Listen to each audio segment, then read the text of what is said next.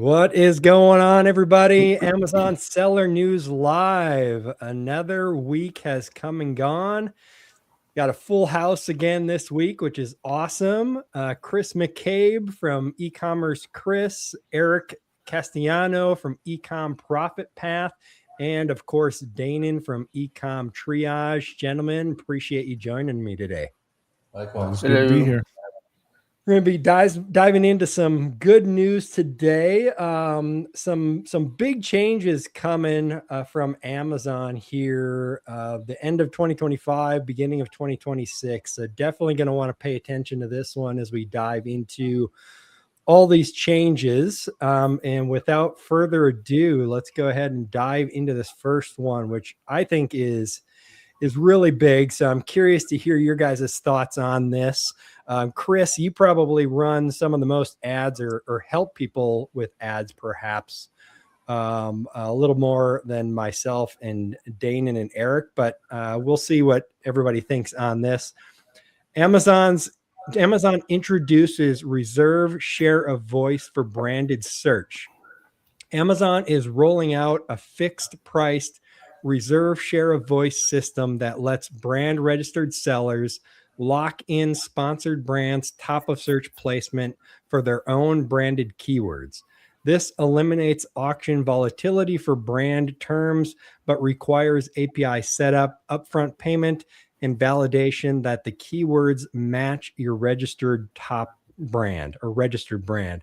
Because this guarantees visibility most of the time rather than 100%, competitors can still appear through sponsored products or other placements. For Amazon sellers, this shift mainly benefits larger brands with predictable budgets, while smaller brands must weigh whether fixed pricing is worth the cost versus traditional CPC bidding.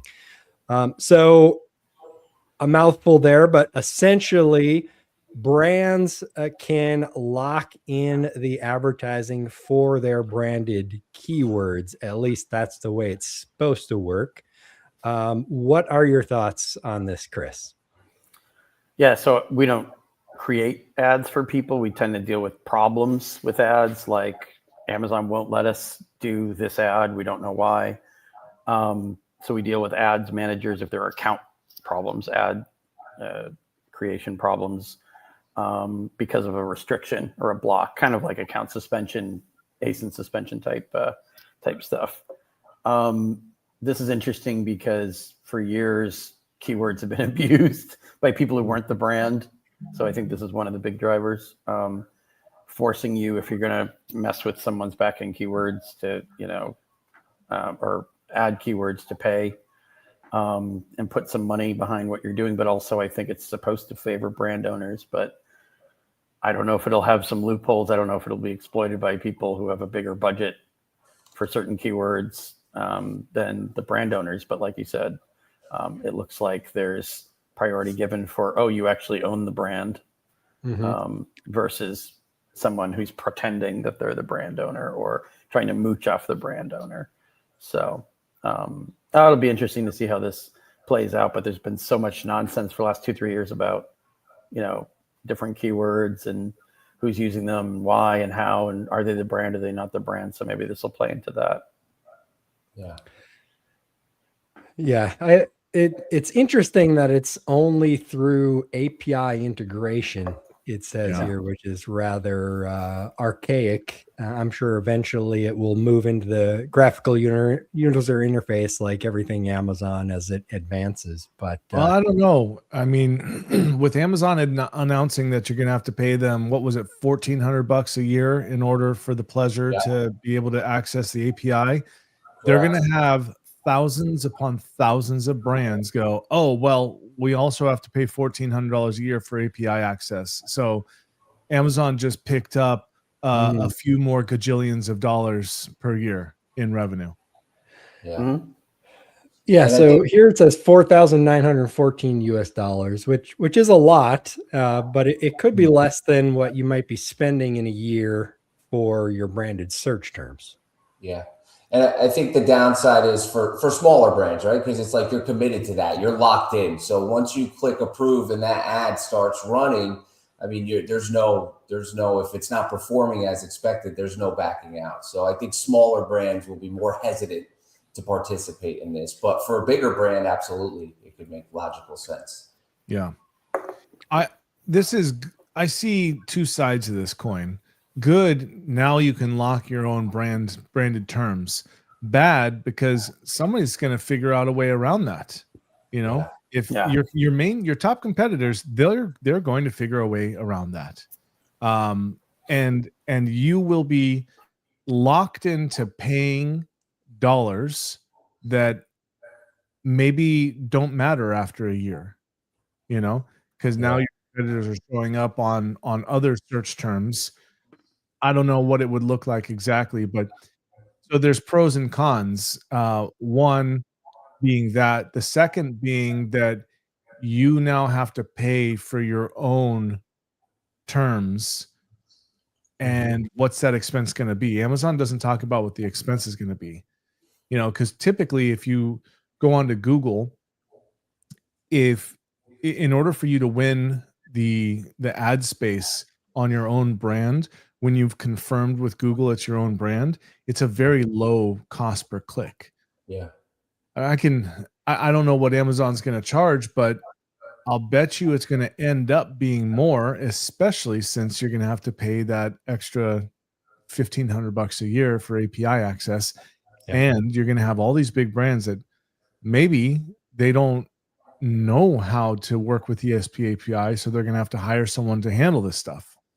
So it could end up being a fairly decent cost center over time, especially since it's going to be later.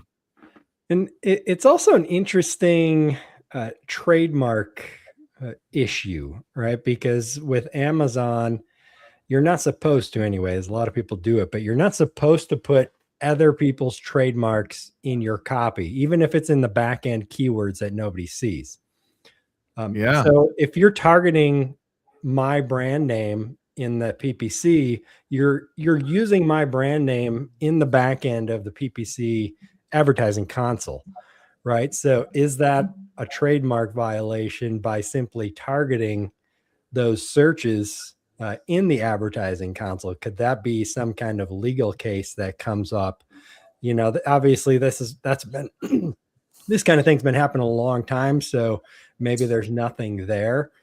You would think someone would have brought that up in court at this point or by now if that was actually a legal issue. But it's an interesting thought on with trademarks. Yeah. I know. Oh, go ahead. Go ahead. I was going to say, I know if I was going to test it, I would be selecting the shortest term possible. Because it says, they give an example 3 months, but they might have like 3, 6, 12. I'm not committing to something like this as a business owner for 12 months. I would pick the lowest term possible, which would probably be the lowest cost, and then see how it works. And if it's phenomenal, then I'd double down. And if not, I'd keep it moving. Yeah. Yeah. You know, I would, if I was a bigger brand, and you have to see if people are actually searching for your brand, number one. So you're going to be going into your brand analytics and see what your top search terms are. And if you have a query in there that has your brand name in it and it's getting a large enough volume of search, then it makes sense to lock that down so that you can fully protect that search. But a majority of Amazon products, or products that are sold on Amazon, I should say, are probably not getting a very significant search volume for their brand name. Yeah. That, you know, it's interesting. Our brand does get brand search, but I don't do advertising at all. So I don't even know if, and also this brand is not brand registered. So we don't have a way to tell if people are indeed.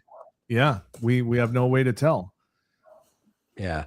But the product that you're selling is a brand that sells a lot outside of Amazon as well. Correct. Right? And I'm sure they run probably TV commercials and all that kind of stuff. So they've got brand recognition where a majority of products that are sold on Amazon do not have brand Correct. recognition. Yeah, that's a very good point. I do know from the days where Amazon did give you lots of data that the majority of our conversions come from branded search. Yeah, very good. So yeah, for you, Chris, I can see this as a potential new avenue of, hey, I filed for this and Amazon rejected locking down my trademark or something like that. And you have to dig in and help them figure out through the API how to get Amazon to allow it. I think Chris may be locked up, actually. He has not moved in a while. All right. Hopefully he will come back. But, that's going to, like you said, Dan, that's going to be a whole new world where people are going to need help figuring this out through the API and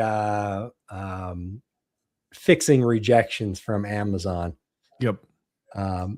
I think it's a good thing overall, but I don't think it should be a very high price to do it. I think it should be a relatively low price. It should be very low price. It should be almost pretty much no price, really. Yeah, it should be. I mean, this is yet again just another way for Amazon to swipe money, in my opinion. Like, I'm glad it's being done. It's great that you're going to be able to lock this stuff in, but you own your brand name, right? Mm-hmm. And the whole, I just, if people are searching for your brand, then it should organically be showing up first, no matter what, because that's what the user is searching for. You shouldn't have to pay to show up when someone's looking for you, right? Now, if you've got good branding and in terms of your listing and stuff like that, you're going to show up organically anyhow. So what this is doing is basically Amazon saying, oh, by the way, don't worry, people are looking for you. You're going to show up organically. But all your competitors, because 98% of the SERPs page is paid ads now. If you want to show up in the paid ads, the PPC slots, then you can do that. But if you ask the average purchaser, Amazon buyer, they have no idea that they're clicking on an ad. Yeah, probably not for the most part. Yeah. So as far as the eyeballs of your consumers are concerned, you're not in position one if you're not in position one for advertising. Doesn't matter that you're in organically position one. Yep. That's actually position 5. Now, Eric, you as a part of your training that you do, you're teaching private label in addition to resale, right? Yeah, it's definitely not our go-to, but we have some private label brands ourselves, and obviously a lot of resellers start launching private label brands. So we definitely have the knowledge to help grow private label business as well. But it's not our primary focus. Primary focus, wholesale brands, brand partnerships. Got it. Okay. Yeah, I guess I asked because I'm curious how much importance you put on brand building, outside of Amazon with a Shopify website, email newsletter, Facebook, Instagram, all that, TikTok shop, that kind of stuff. Yeah. So years ago, it was little to no importance, right? You could build a multi-million-dollar brand just on Amazon and be cool with that, right? But now with the changes in the fee structures, placement fees, low inventory level fees, I think it's become more complex. And in the past 2.5 to 3 years, we definitely encourage, if you're doing private label, you can't just be Amazon centric. You have to have your own marketplace and Shopify website and be running TikTok, and you got to be more diverse. I fully agree. Yeah, I agree 100%. Especially building, your social media and your newsletter. We're helping a brand launch that has a very large email list and a base of consumers that are used to buying from that email list and off their website.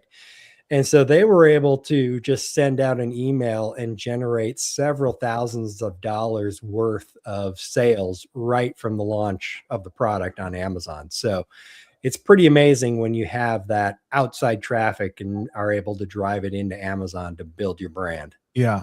And you would have no use for that if you plan on being a one product business, because Yeah.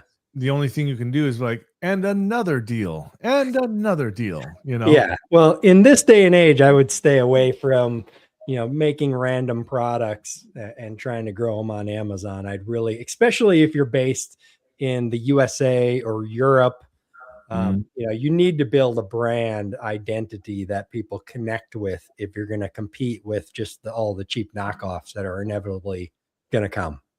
I agree. Yeah, for sure. All right, cool. Let's go ahead and jump on to the next article here. Speaking of Europe, Amazon cuts seller fees in Europe amid Shein and Temu price war. So Amazon is making one of its biggest fee reductions ever in Europe, slashing referral fees for low-priced fashion, home goods, pet clothing, groceries, and vitamins to stay competitive with ultra cheap marketplaces like Shein and Temu. These cuts drop some referral fees from 15% down to as low as 5 to 8%, along with reduced fulfillment fees across major EU markets.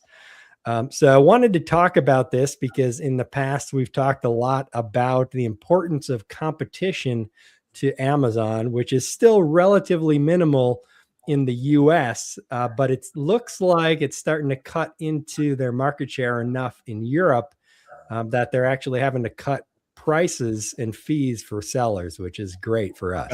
That was exactly how I read it too. And that article also says that February 1st, that they're going to cut home products from 15% to 8%, which is like, if you have, I can't do the math publicly here, but if you're cutting your costs to your fees to Amazon in half there, I mean, for some people, that's a not insignificant increase to their profit. Yeah. You You know? figure a 1999 product, that's $1.40 back in your pocket with that 7% referral fee change. But I can't help but read this. I can't help but read this and laugh because look at what happened in 2025, right? Big announcement, no changes in fulfillment fees. Boom, hit us with low inventory level fees, placement fees. So Amazon's going to make up for this somewhere else. And I'd imagine in 3 to 6 months, we'll hear what that new change in EU is going to be. Yeah, well, absolutely. They'll be fulfilling all of the Shein and Temu orders. Right. That's right. Yeah. And now we've partnered with Shein and Temu, and we fulfill for them. You can fulfill your FBA inventory. Yes, I mean, and we're increasing our multi-channel fulfillment fee. Yeah, by 50%. Yeah. I think it's funny that Amazon, they've always got to save face for this stuff, and they know it, because they said, as we continue to lower our costs to serve through operational improvements and innovation, we are passing on the greater savings to our selling partners. Oh yeah. If marketing ever I've talk is heard a always- load of horse crap, that's it. Like they care about profit. Like they're a public company now, you know? Yeah. Well, every company does that. Every big company, especially, they have their entire marketing and promotional team making sure everything sounds nice and fluffy and rainbows and kitty cats and all that stuff. Exactly. And that's all that is, it's a public statement to appease the masses. Yeah. There was a big Amazon event back in October in New Jersey, Sellers United, and Amazon was supposed to go to that event. And that's right when they were making the announcement of the 2026 announcement for fee changes. Yeah. And so they canceled because they didn't want to have any representatives at that event being drilled with questions because they didn't have all the information needed. So, I mean, Amazon, they're going to do what Amazon does, and we're going to feel the hammer at the end of the day. That's for sure. And you know what? The fact that they pulled out for that reason just goes to show how much they actually know about how we sellers feel about what they're doing, Yes. and they're going to do it anyhow. And they just need to make sure that kind of the pot doesn't boil over, so to speak, and their reps don't get pummeled. Yeah. I really think that Amazon, and I've been saying this for 2 or 3 years now, like Amazon should employ one of us, right? I don't think they have any long-term sellers on their team who really understand how sellers operate and what they need. And I think it would be super beneficial for them. I totally agree. I've even considered, not necessarily from a PR standpoint, but for more of an understanding standpoint to help us sellers going to Amazon and getting a job in I don't know what area, but some area, just so that I could basically figure out, okay, guys, this is what's actually going on. Yeah. Because Amazon, as we know, is so siloed, and they have such high turnover in so many positions that the people that work there don't know what's going on, and they don't have the experience that we do in terms of what we see on the ads platform, what we see in the product display, the product details page, what we see in terms of buyer behavior and conversions and all that kind of stuff, changes that they make that negatively impact or positively impact us. They don't know that stuff, right? And if they did employ, and I'm not talking about employing influencers in this space, talking about people that are in the trenches of Amazon, operators, yes. And they need to, even on a fractional basis, where they can go, hey, what's happening? And this person can go, this is what's actually happening. And then, but Amazon needs to care enough to be able to do that. And there are, don't get me wrong, there are lots of awesome people that work at Amazon. I have friends that work at Amazon, and they do care. They do care. But most of them, their hands are tied because they don't know how to make an impact to resolve the thing, Mm-hmm. Yeah, well, that really is where the competition comes in. If we want Amazon to support sellers more, they're not going to do it unless they have to do it. They're going to focus on providing the best experience for the customer, not necessarily good experience for the sellers. Now, I did just recently have a relatively good experience with Amazon support, because this new company that we were launching that I was talking about earlier, somebody had created their listings previously before they got brand registered and everything. So we didn't have full control of the listing. So I couldn't change a lot of things. And we were going back and forth with support and we're getting nowhere. But then all of a sudden, the brand got an email that, hey, we are giving you this high-level specialist support access. And we had to email this special email and fill out this spreadsheet with any things that we wanted updated. And I submitted that with all the issues that we're having, that we didn't have control of these listings and everything. And within a couple of days, they had it all fixed for us, even when support was telling us, no, you can't change that. Because, for example, their brand name is multiple words long, but a few of the listings only had the first word as the brand name, and they would not change it. But this advanced support, they had it changed in a matter of about 12 hours. Well, that's cool. So that was quite pleasant that they gave us access to that. And it's ongoing. It doesn't really have a deadline that I can see. So we're still able to use it. It's not just for 12 months. No, I didn't see any kind of deadline or anything. We'll see how long they actually give it to us. And you have to open up a case with regular support first. So you go to regular support. Need a case ID. They give you the generic response that it can't be done no matter what. And then, you send it to the advanced support and they take care of it right away for you. Kind of sounds like SaaScore. Chris, do you know what he's talking about? They call it escalated support. You can hear me now, right? Yeah. Yep. Yeah, I'm in a better location. My hotel put me in like room Siberia when they changed our reservation. So anyway, I'm in the main area now. Cool. I haven't heard a lot of positive feedback about it. I've had more people saying this was kind of the same thing we were already dealing with on cases we had already opened with regular support. Okay. But I could see how it could function the way a lot of escalation emails function, where once you target certain people instead of certain queues, you get, somebody manager level who can look it over. In your case, it sounds like it was a kind of a straightforward thing, right? Mm-hmm. All you had to do is read it and understand it. I mean, support reps always say you can't do stuff that you can do. Yeah. They always do that. Yeah. So. Yeah, the regular support kept telling me that, you just got to create a new listing because you can't change a brand name ever once it's set. Yeah. Like, okay, Yeah. that's false. But so I it's think Seller Success is the name of the team. Seller, yeah. Ah. I mean, were you at Accelerate in 2024? They mentioned escalated support, and then it went away for a while, and then it came back around this year's Accelerate. So it was kind of dormant for a year, and then it came back. And then, of course, the Seller AI Assistant was the big thing they're pushing now. So this kind of fell to the side. This wasn't really their big initiative anymore. I think that I actually do think that Amazon is kind of figuring out how to appropriately create their support system now that they're as big as they are. It'll start out with AI. It'll then be escalated to somebody that doesn't know anything and reads a script.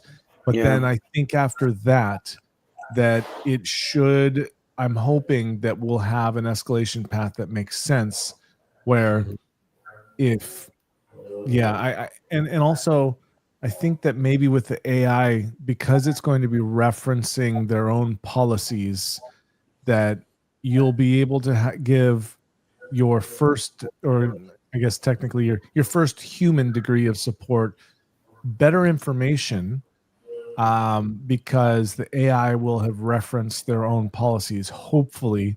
But I think all of us here know that Amazon has policies that contradict with each other. Yeah, for sure. Yeah, I'm somewhat looking forward to AI replacing the bottom level of support. At least it'll be faster to get the rejection, probably. Yeah, it'll be faster bad support to a resolution. Yes. Of no, we can't do that for you. Yeah. You'll know the need to escalate faster. Exactly. Correct. Yeah. I think I did an article, maybe just a LinkedIn post on why are people waiting? We hear from tons of sellers all the time. We need help with ABC. Okay, what have you done so far? Well, we did this, this, and this, and nothing really happened. Well, what do you mean nothing happened? Well, they just keep telling us to wait, that they're reviewing it, and days and days and days are going by. You have no idea if anything's actually happening. Yeah. And we have some people waiting like 5, 7, 9 days for a reply, and then they get a copy and paste boilerplate denial or just a message that says nothing. Actually, so this concept of waiting is like for the birds. Yeah. You know what's funny, Chris, since you mentioned that? I have an open case with Amazon right now from Accelerate. From my meeting with Accelerate. It's still open. And the case number is like 088. It's not a standard seller support case. And they forgot about it. I mean, that's not. I keep getting constant updates. Hey, we're looking into this. It's being escalated. And it's automated. Yeah, it's totally automated. And I gave them clear and overwhelming evidence of buyers threatening my account. I said, if you don't refund this money, this is like way outside of the refund policy on a supplement, by the way. And I said, if you don't refund us, me and my friends are going to buy all your inventory and then return it. And then we saw a doubling of our return rate. Like you need to report that to abuse teams. You don't want to wait for Seller Cafe. Yeah. Well, I mean, Seller Cafe is a huge, I could do a whole thing just on that because I met with a bunch of people there and they made promises. I mean, it would take forever to tell you all the details because I talked to them about a dozen different accounts. They made all these promises. They didn't come across on most of it. Yeah. And when I tried to follow up, they were just sort of like, oh, we'll just message a bunch of sellers that you told us about. Some of these people weren't even clients. They were just sellers who couldn't get into Accelerate because they were suspended. Anyway. I got a quick, short 20-second Seller Cafe story. I landed in Accelerate. My account gets suspended as soon as I check into the hotel. $7 million a month Amazon business. So we're like, oh, this is great. We'll go to the cafe, to meet with someone in person. Yeah. So we schedule it. It's 3 hours later. We get there. We're like, we're going to meet with someone live and be able to discuss this, get this resolved. This is amazing. They put us on a virtual call with someone from like Tennessee. I'm like, this is ridiculous. Ridiculous. Yeah, Seller Cafe needs to be done a totally different way next year. Well, they need to be able to actually resolve problems. Yeah. Well, sometimes they do. Sometimes they do. Okay, they've never resolved the problem for me that in the last 3 years. Yeah, and I don't know if Todd wants to go down this sideline conversation, but just in quick, go for it. Some of them we did get answers. I mean, their SLA for responses for Seller Cafe normally is like 21 days or 14 to 21 days. So we got some answers within a week, but some other people just got a message that said, like, we met with you at Accelerate and this is what you need to do next. And it was like, well, this is what I talked to you about. This is the same exact message they got 4 times in a row. So if you're not even going to modify the message other than to say we talked to you at Accelerate, then there's no point to doing that. Yeah. And Eric, I mean, that's what happened. A bunch of people got suspended after they bought their tickets and they didn't know, and they were on their way or they already had hotels and flights and whatnot. And they got their registration canceled at the last minute. So they had Seller Cafe appointments and tickets to Accelerate, both which vanished. And then they started contacting me like, you're going to be, you keep posting on LinkedIn, you're going to be at Seller Cafe all day. And I said, yeah, I'm there right now. They were like, can you ask about this? This is our merchant ID. It was crazy. It was crazy. If you're not actively selling and they don't want you to go to Accelerate, they should have a banner on the page like, you cannot buy a ticket. So you were not alone with that. You were fortunately for us, we landed, checked in immediately, and then we got suspended after we got to the hotel. So we were still able to get in. Really? Yeah. 2 years ago, I showed up with a suspended account, and I was really lucky in that somebody from Seller Performance was sitting right there when the person at the check-in said, "Oh, your account's suspended." I'm like, "For what?" And it was that Freedom of Information Act stuff. Yeah, Inform. Inform, and like we had given them absolutely everything, like I'm not even kidding, 5 times. They kept asking for the same thing. We're like, we need you to look at the documentation. It's there in the file that we uploaded that you asked us for. And by the time I showed up at Accelerate, my account was suspended and I lucked out. The guy was right there. I was like, yeah, cool. I'll have this handled by tomorrow. And he did. Last year was totally different. I showed up with suspended sellers. We sat with people, we talked through it. And by the end of Accelerate, they were reinstated. Wow. Totally different. Great. So support is ever evolving. We'll see if it's ever really any good. But let's hope. I mean, support has been ever devolving. Yeah. Yes. Agreed. Let's hope it gets better. I think it will. But if they're planning on getting rid of all the support reps or replacing them with AI, everyone seems to be for that anyway, right? So like now would be the time. as a first tier of support, I actually do think it would be better. Yeah. I don't think it could get worse on the first tier because AI is just going to have access to all the data immediately. They're going to know all the policies and procedures a lot better than, some guy sitting in a place in the Philippines reading a script on the screen, Yeah. Where his whole statistical analysis is based on how quickly he can close cases. Yes, that's for sure as well. All right. Well, let's go ahead and jump on to the next article here. Chinese sellers are abandoning mainland registration. A surge of Chinese Amazon sellers, 780 in November alone, shifted their legal entry from mainland China to Hong Kong after Beijing's new rule requiring platforms to report quarterly sales revenue data took effect. For Amazon sellers in the US, this shift matters because it reduces the tax advantages Chinese competitors have long used to undercut prices, potentially leveling the playing field. However, experts note that Hong Kong registrations may not shield these sellers from Chinese tax enforcement. So before we jumped on the live, Chris, we were talking a little bit about something similar to this, not exactly the same, but you're dealing with or seeing a lot of Chinese sellers who are trying to open up, Delaware, USA-based companies. A lot of, this is a huge topic that we've had all through 2025. So numerous people saw this coming. I didn't know this was going to be the move or announcement by the Chinese government, but they obviously did, because they've been approaching us all year with like, can I have a virtual office, in Wyoming or Delaware, like you said. And then I said, you know what, I'm not somebody that tells people it's okay to have a virtual office. I always say, you're going to get flagged for that.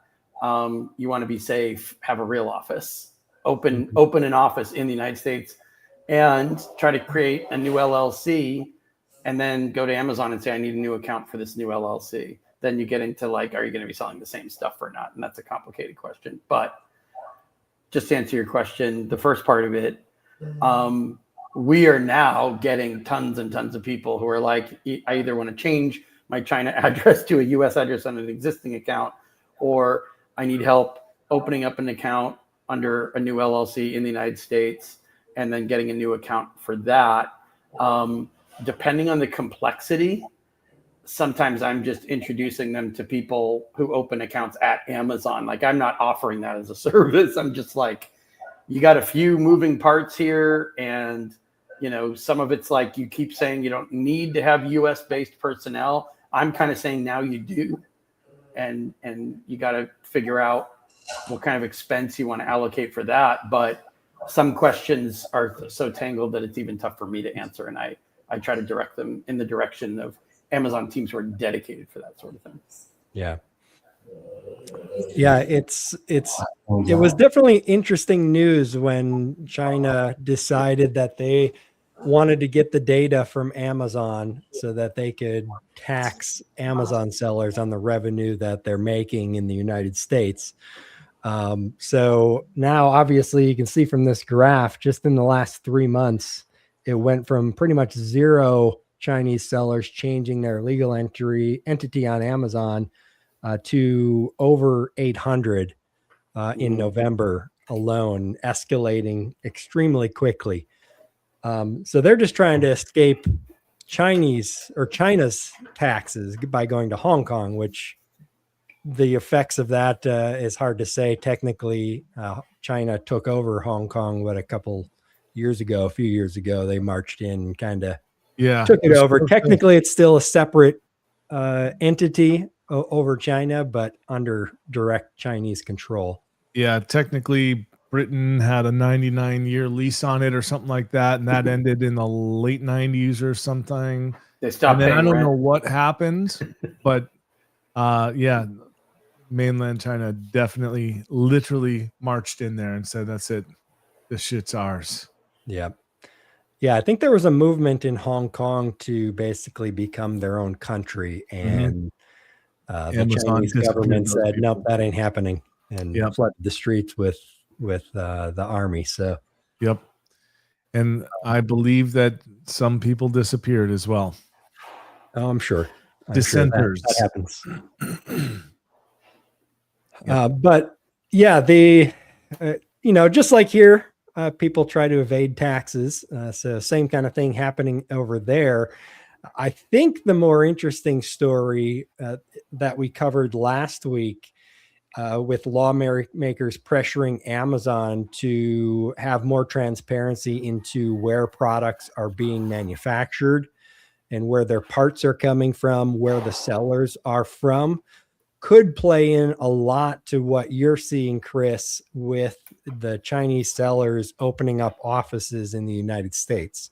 I think you're going to see a lot more of that And as you said, Danon, maybe not trust those Delaware and Wyoming corporations so much anymore. Yeah, I was actually, while we're talking about this, asking. I asked ChatGPT for a graph of businesses opened over the last 5 years in Delaware. Actually, the trend seems to be going down, but it's still in the hundreds of thousands per year. Yeah. So, given at that level, it going down by, let's see, over the last 5 years, I mean, it went from 330,000 to down to 290,000. It's still a lot of businesses. Yeah. So, yeah, definitely. So even if you want to track that, you're going to have to not only track where the product is made, where its components are made, and where the seller is registered, but also where the owners of the LLC are from. right. If you really want to have an idea. So there's a lot of layers there, whether And it's not all the public. government can pull that off to actually effectively track that and then actually force Amazon to display that data. Right. It's hard to say. Yeah. I don't see that being feasible. Certainly not if you're going to a listing and you're going, hey, where's this seller from? Oh, Delaware. That's all you're going to see right now. And that data used to not even be available. Like Amazon didn't display any data, 5, 6, 7 years ago. There was no information about your company on Amazon. And so now that there is, I mean, I can't imagine Amazon. I don't know. I can't imagine them adding so much data that you can basically extrapolate, oh, this is a Chinese seller, or this is a seller in Uganda, and it would be great if they did, but that's only because I'm biased on who I want to buy from. But Amazon doesn't care about that. And a matter of fact, many years ago, it may have been 10 or more, it was less than 10, but they actually had the option to buy from American businesses. There was a little flag that you checked in the top right, said only display American businesses. And they removed that a long time ago. Yeah. So, they literally don't want to support anybody other than the buyer and themselves, making it as anonymous as possible so that you just spend the money. That's what I think. Yep. Yeah. It's I could see that switch coming back as a minimum, just from the pressures from lawmakers. They're like, okay, we'll turn this back on, and then you can filter by seller, basically. I hope. Yeah. So we'll see. It's going to be interesting to watch. I mean, it's a never ending battle that will be going on forever through all time, I'm sure. Yeah. Yeah, my wife being a very well-educated buyer, since she's been selling on Amazon for 15 years as well, she investigates who the sellers are before she makes a purchasing decision. Yep. Same. I don't think that's why I like the Helium 10 plugin. I have the Helium 10 plugin on, and then it shows the flag of the country that the seller's from. Yeah, yeah. So it's always nice to be able to scroll through and see that really easy. Yeah. All right, let's jump on to our last story here. And I think this is a super important one for all the sellers out there, especially if you're a reseller. So Amazon to end FBA commingling. Amazon is eliminating FBA commingling on March 31st, 2026. Meaning sellers' inventory will no longer mix in pooled bins, and every unit shipped to customers must be traceable to the specific seller who supplied it, which is a good thing. For Amazon sellers, this dramatically increases accountability and reduces counterfeit risk, but it also forces operational changes, including new barcode requirements and the end of Amazon's labeling prep services. Brand registry sellers with brand representative status can still ship stickerless using manufacturer barcodes, while all resellers must apply Amazon barcodes to every unit going forward. So I'm curious on all your guys' perspectives because we're going to have a couple unique ones here for sure, at least. Because I know myself, Danon, and Eric, we do a lot of reselling. And Chris, you're going to probably be working with a lot of brands that are really happy about this. For us resellers, it may involve having to create some new SKUs and start labeling a lot more products than we used to. So we actually don't do a lot of reselling anymore. We're actually just down to the one product that we're selling, or the one brand, I mean. But before we go down that road, now Eric definitely, you guys do a ton. Like Eric, I've seen pictures of his warehouse, videos of his warehouse. I would never, ever want to do that. So my hat's off to you. But, you're a brave soul, Eric. Yeah. But I actually have a question. Does this also mean that when we're checking in, because I don't have a lot of experience with this, does this also mean that when we're checking in new inventory, our older inventory is going to be sold first? I hope it does. I don't know. I think Amazon kind of tries to do that now. I think so too. I believe, Eric. What are your thoughts? I mean, I know they don't have any first in, first out methodology in their current setup. So I don't know if this would adjust that at all. I mean, that would be great if they did, but I've had products that expire, that I sent in 6 months ago when I have a shipment I sent in 12 months ago. It's just ridiculous. They're first in, first out. They don't use it at all. Okay.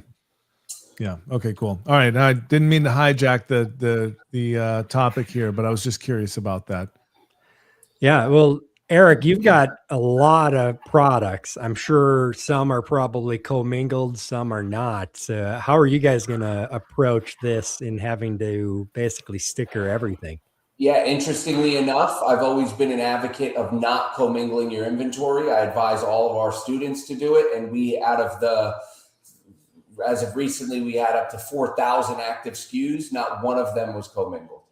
Wow. Nice. Okay. So you're already all set then. Yeah. I'm about half and half. I've got I try to lean not to commingling unless it's a product that I think there's no way you can really screw this up kind of thing. And then I'll use the UPC barcode. So I'm gonna have some changes that I have to do. From our experience, I mean, the barcode thing was years in the making, right? Yeah. You mean like people buying resold barcodes, Todd? Is that what you're? No, just like we resell a lot of products, and let's say it's a deck of cards, right? You can't really mess up the prepping of that for something like that. I'll say just send it in by UPC. We don't have to sticker it. But if it's something, anything, of course, with an expiration date, you have to. But if it's something fragile or something that you could mess up prepping and doing improperly, then I stickered all of those with Amazon barcodes. Right. What's that going to do to cost? It's going to increase it for anybody who's been doing a lot of commingling. It's definitely going to increase. But is there so like if Amazon's not doing prep, they're not stickering it for you. They're not charging you 5 or 10 or 15 cents a sticker or whatever it is these days. So you're going to have to do it internally. Yeah, which is right? It's a low cost for the supplies. I mean, you can get stickers for a fraction of a penny, but what it adds is labor cost. Yep. Yeah, the labor's the big thing. You're going to add, I don't know, 10 to 25 cents per product for stickering them. Perhaps it depends on your volume. Maybe down to like 5 to 10 cents when you add in labor and everything else that goes into it. Yeah. But not free. Yeah, not free. We've shifted a lot of our business to prep centers, so primarily prep centers now. But in full operation at our 50,000 square foot warehouse, our average cost to produce one ASIN, which we call our PCPA, production cost per ASIN, which is taking all of our monthly expenses and dividing it by the monthly orders prepped and in our warehouse, was about $1.25. It would fluctuate from $1 to $1.25. So you figure that would be greatly reduced if you had a lot of commingling, right? Because now you're eliminating a lot of that labor involved. But if you have SKUs, 50% of your inventory was commingled, and now you have to label all of those. I mean, this can greatly increase that PCPA number.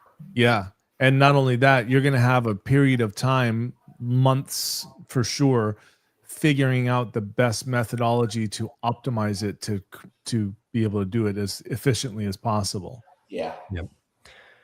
Did you say, Eric, your prep cost per product is about $1? Yeah. Okay. Yeah, that's about the same as mine. I figure about $1.25 per unit for prepping. So it fluctuates between $1.25. When we added web development, it was up to like 160, 170. But we like to have the two numbers with web development, without it, because there's a cost of operating, and then there's a cost of operating considering the growth of the future business with development. Gotcha. Okay. So what are you hearing, Chris, from brands with this? And are any of them struggling? For example, the brand that I've been talking about that we launched recently, they got the email that they have to sticker all their products, even though they are the brand. So we're going to have to work with support to get that fixed. Probably because of the same issues that we've had with control the listings. We're running into that. So are you seeing any issues on your end with that? I mean, I've been telling everyone that comes anywhere near us to, if it's an option that you can take for your category, to get out of commingling for years, because all the nightmarish false accusations of counterfeit, people on your, I mean, if they're going to have an open marketplace where brands can't gate all their listings, that means somebody else can jump on, say that they're selling the same thing, but not be. Absolutely. They're going to post a lower quality. So this was evident years ago. I don't know how much content, articles, podcasts, whatever, over the years we've done. We used to do like kind of instructional webinars and things, and we would mention this every time, like run screaming from commingling. Whoever set up that whole concept, it was convenient and cost effective for Amazon, but they never considered the backflow or backlash to it. And it's like, I mean, hallelujah, if this is going to play out the way it's supposed to, but I mean, there'll be the usual bumps and stuff. But I mean, it's just been such a years long nightmare of some buyer getting the wrong. I mean, Amazon's supposed to be 100% about buyer experience, you know? Yep. And this wasn't it.